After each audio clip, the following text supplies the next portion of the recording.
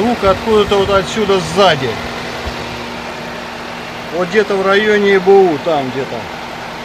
Это не шестерни, ошибок никаких нету.